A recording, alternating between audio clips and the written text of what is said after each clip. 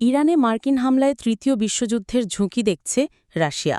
ইরানের পারমাণবিক স্থাপনার ওপর যুক্তরাষ্ট্রের হামলার তীব্র নিন্দা জানিয়েছে রাশিয়া।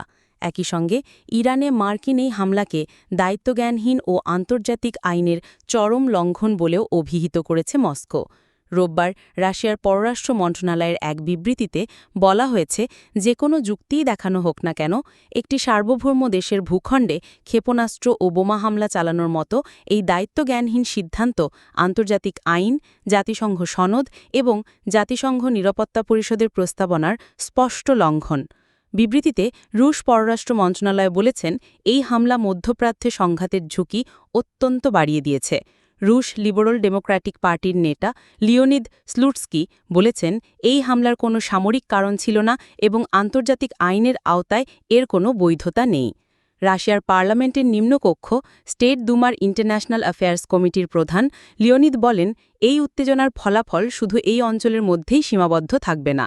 ওয়াশিংটন জানে তেহরানের জবাব অবধারিত। এসব কিছু সংঘাতের চক্রকে আরও এক ধাপ এগিয়ে নিয়ে যাচ্ছে এবং তৃতীয় বিশ্বযুদ্ধের ঝুঁকি বাড়িয়ে দিচ্ছে।